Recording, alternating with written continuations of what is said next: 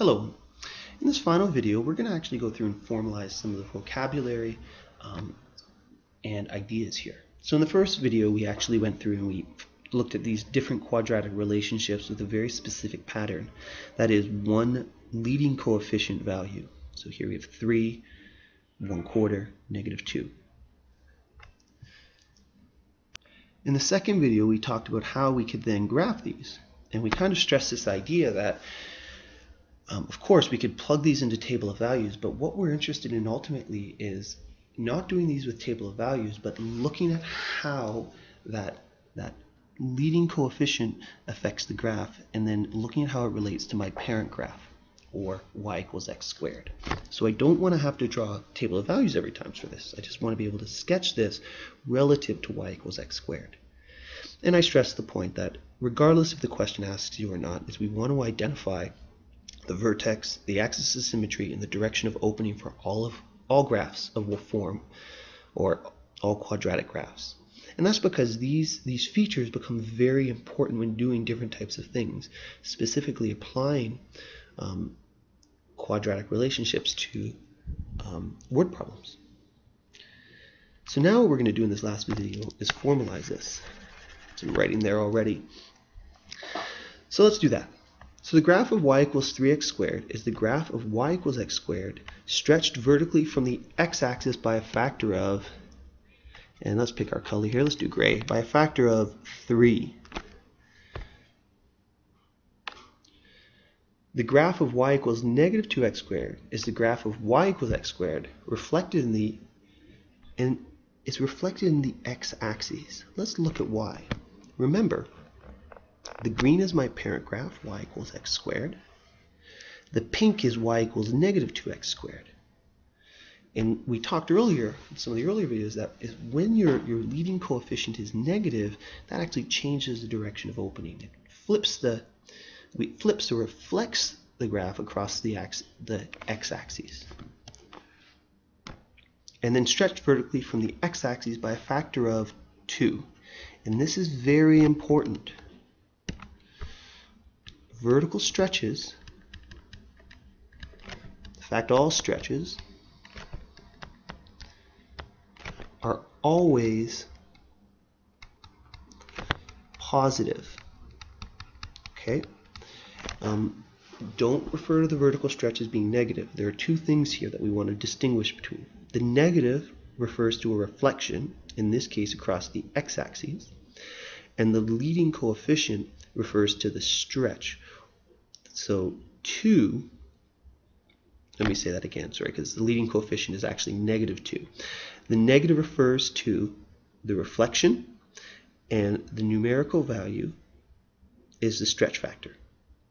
So here, we say the graph of y = ax², where a is greater than 0, is the graph of y = x² stretched vertically from the x-axis by a factor of a. And what we want to be able to do ultimately is, given a relationship where the parent function or parent graph is y = x², I know the parent graph is y = x² because it's x² right here. And I want to be able to talk about each of these pieces of information. Now, ultimately we want to be able to do this without doing a sketch. But if I wasn't sure here, I'm going to do a quick sketch. And what I'm going to do is I'm going to sketch this in the spirit of the graph. I don't actually care about how accurate it is. I just want to get a feel of the approximate shape of this graph. So to start with, I'm actually going to graph y = x². So there's y = x². Get this side. And if I'm sketching in the spirit of the graph, what I say, notice I haven't put any scale on here or anything. I just simply have quickly jotted a couple points down that I know. So if I have a reflection in the x-axis and I have a vertical stretch by 5, let's change our color here. Let's do this in green. So that means that 0, we're going to multiply each y value by -5. So 0, 0 stays 0, 0. 1, 1 goes to 1, negative 5, and 2, 4 goes to 2, negative 20, which is going to be way down there. So it's going to be kind of something like this. And again, oh, let me make that a little neater. Let's come back down. There we go. Let's make this a little neater here. Even though this is a sketch, it's still important to be somewhat neat in what you're doing. So since I've done this as just a quick sketch, or a sketch in the sphere of the graph, it's good to actually include these points on here so we know what the relationship is. So I can see here the vertex is 0, 0. And that's the first thing to kind of note. Important point here. Vertical stretches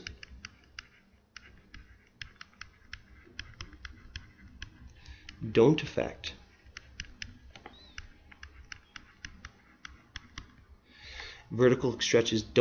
the vertex.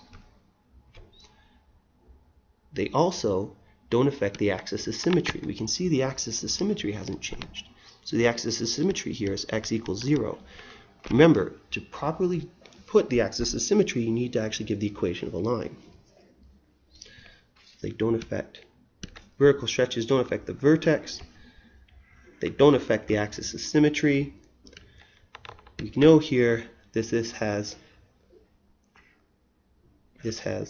a maximum at y equals 0, and the direction of opening is down. So what we do see is that the reflection does affect the direction of opening and whether it has a maximum or minimum. So I hope this video helped. And if you have any questions, please feel free to ask.